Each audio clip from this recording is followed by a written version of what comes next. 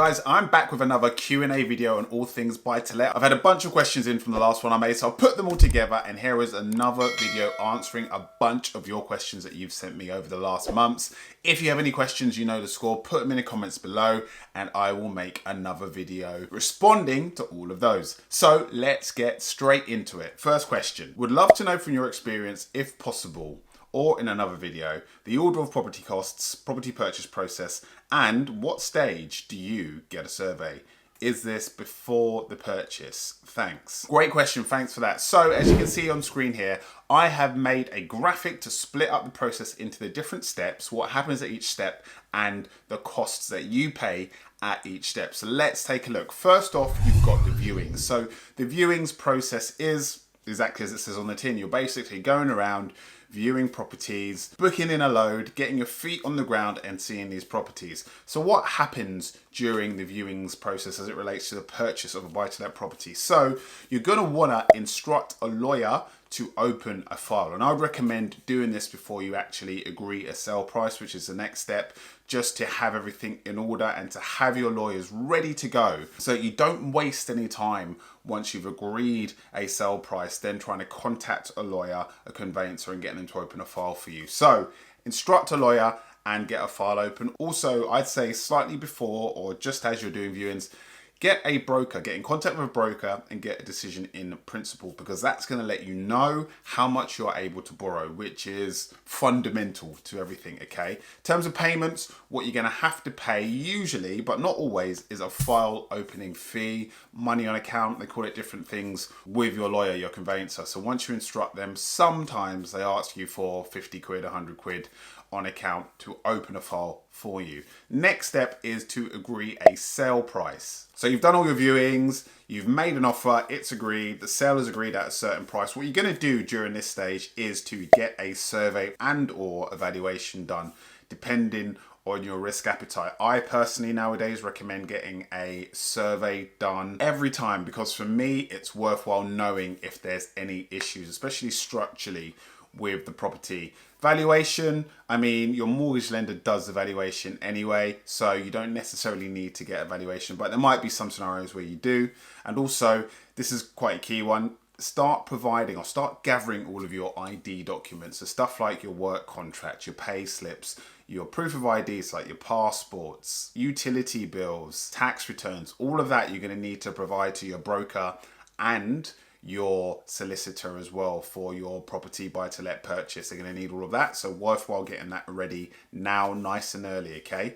In terms of what you pay for at the stage, you're going to pay for the survey for sure. That's depending on the level of survey. You got level 1 all the way up to level 3. Level 3s could be all the way up to £1,000 plus. Level 1s can start round about £300-400. Broker fees, usually I pay round about £400 for broker fees. And you can see that I've said broker fee to submit. Sometimes they ask for part of the broker fee to submit your mortgage application, and then they charge the remaining broker fee once you've gotten an offer, okay? And then lastly is disbursements. Now, in the past, I've paid round about £100 for disbursements, and disbursements cover stuff like ordering title documents from the land registry and stuff like that. So that's disbursements. And then comes the longest portion, the longest part, stage of buying a property, buying a buy-to-let in the UK, and that is the legal conveyancing. This is the stage that most people get frustrated with because it takes, frankly, way too long in this country. Anything from 3 to 6 months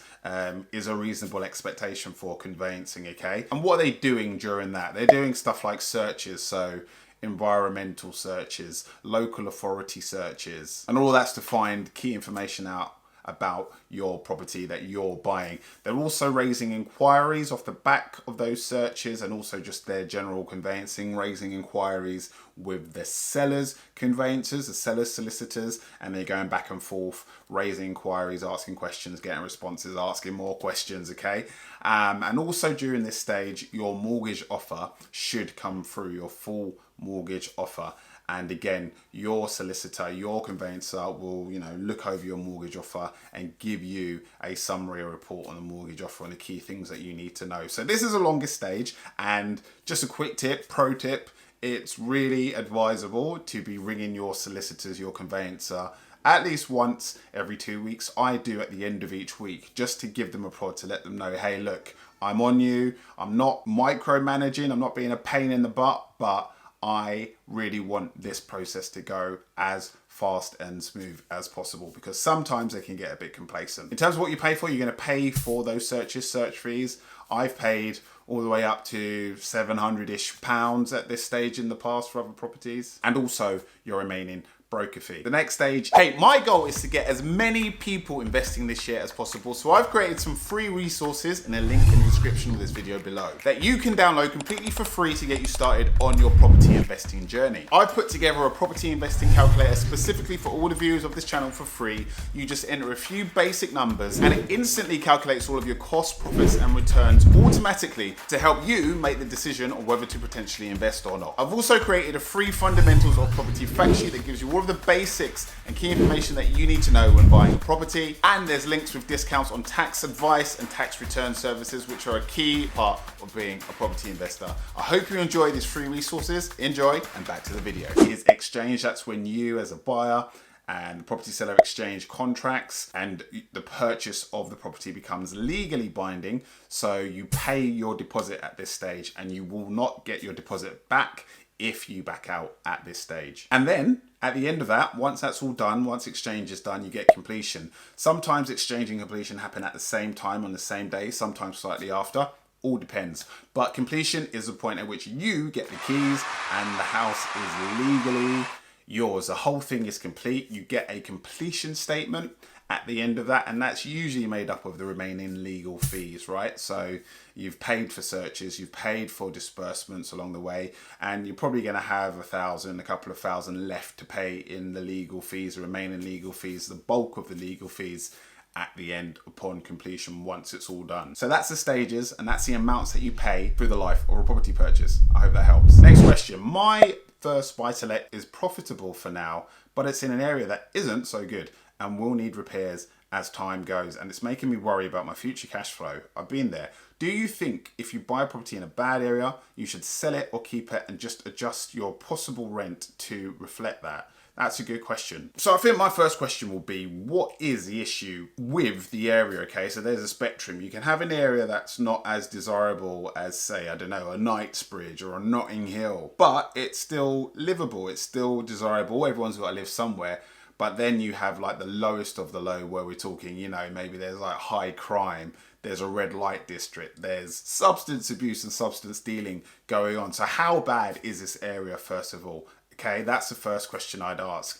And really, the main question is, are property prices rising in that area? Because you can have what's perceived as a bad, undesirable area, but if prices are still going up in that area and you own there, it's not an issue. You don't live there, but you can still benefit from having an asset in an area that's growing. Now, secondly, in terms of repairs. So yeah, I mean, repairs are inevitable, right? They're an inevitable part of owning property. You can't escape them, okay? So I personally would always advocate for building up a reserve fund specifically for repairs, because the thing is with repairs, they always come when you're least expecting it and when you least need to pay for repairs, a new roof, a new boiler financially. They just have this wonderful way of timing themselves in that way. So always have a reserve fund. That's another pro tip that I'll give you.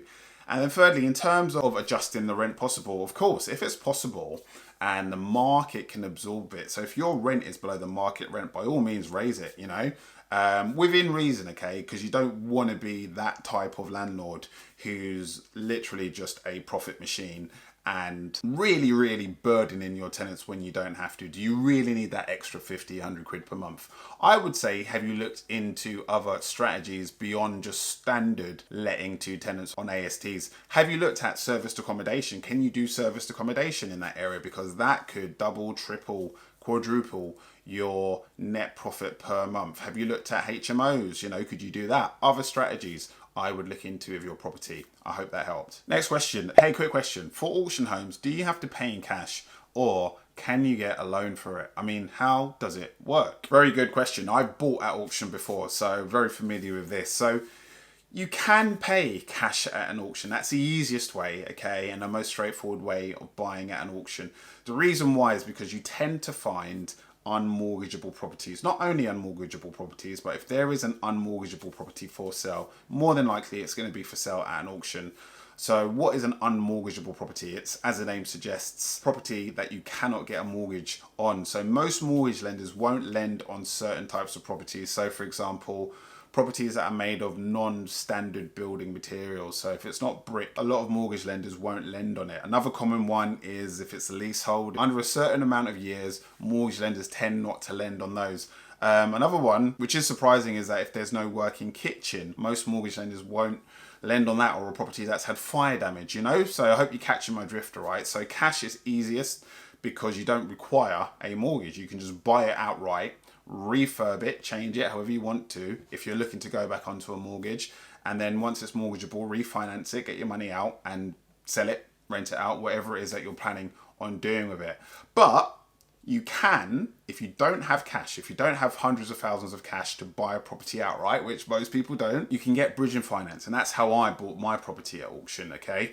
Bridging finance is short-term funding, basically. And bridging finance tends to work well for auctions because there's less stringent criteria for lending, okay? So you can use bridging finance for buying a property that's made out of non-standard materials, for buying a property that has a lease under 50 years, for buying a property that has fire damage, etc. Whereas you couldn't do that with a mortgage. So it gives you more flexibility, a lot more flexibility. Also, bridging finance tends to have faster approval times than mortgages. So once you win at auction, you usually have either 14 or 28 days to complete. That's completion, right? To get everything done, okay? Mortgage approvals usually take round about a month. So obviously you wouldn't have the time. By the time you've got your mortgage approval, you've already completed. So you lose your money that you paid at the auction, okay?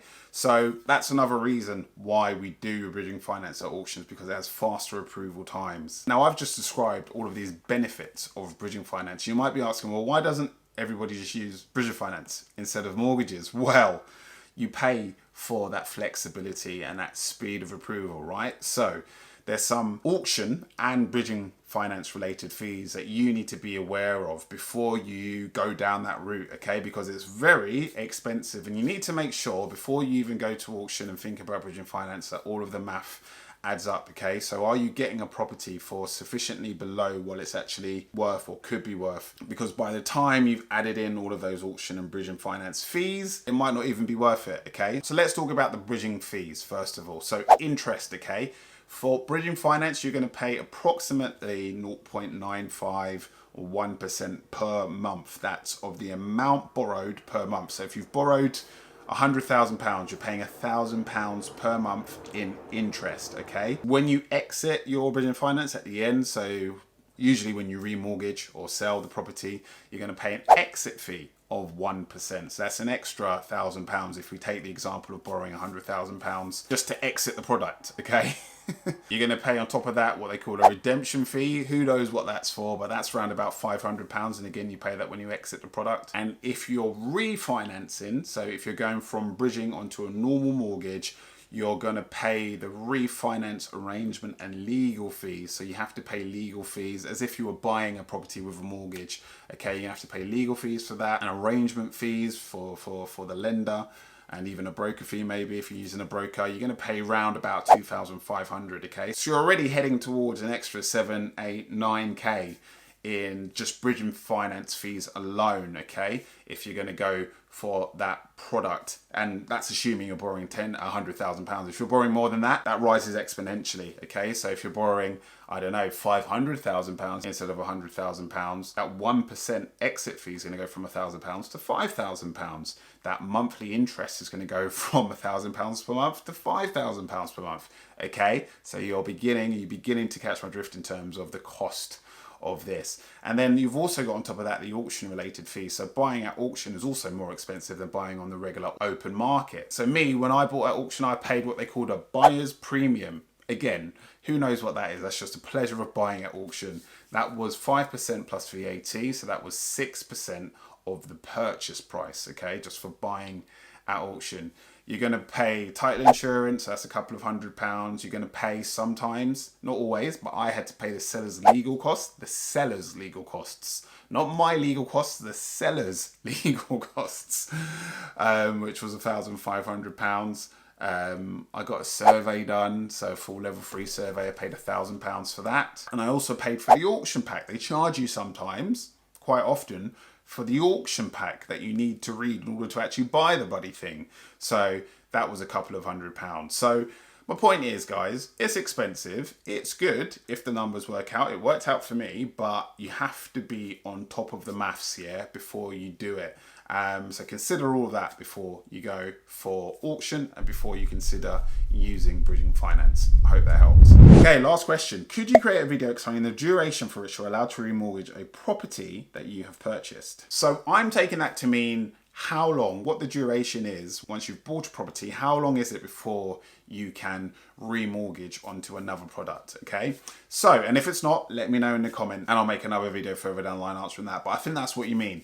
So the short answer is you can usually remortgage at any time you want, okay? So if you got a mortgage on day 1, you could remortgage on day 2, day 3, 1 month later, 12 months later. You can remortgage when you want. But the key thing is that you may or may not be charged thousands of pounds for this in the form of an early repayment charge or early repayment fee. And that's usually what it's called in the wording, the clauses, the terms of your mortgage offer, okay? So depending on the mortgage product that you have, whether there's early repayment fees, charges or not, you may or may not be charged for doing that. If you have a mortgage without any early repayment charges, you can literally remortgage at any time at no costs. Simple.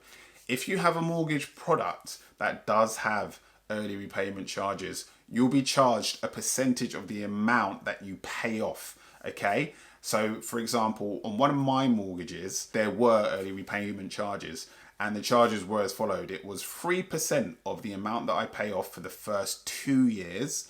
Then that went down to 2% for the amount I paid off for the next 2 years. So that's from years 3 to 4.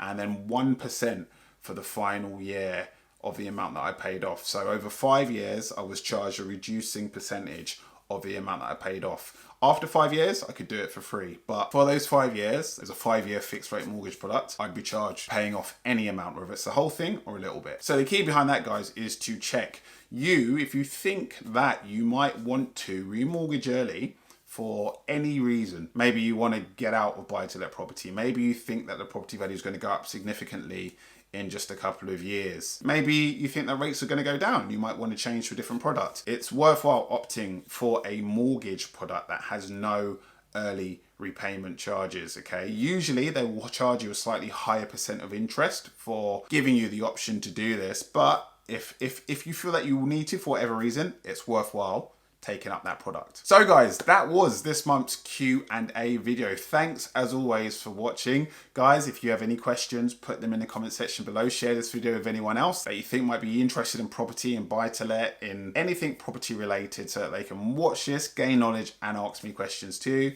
Guys, like and subscribe. I appreciate you all and I'll see you guys on the next one.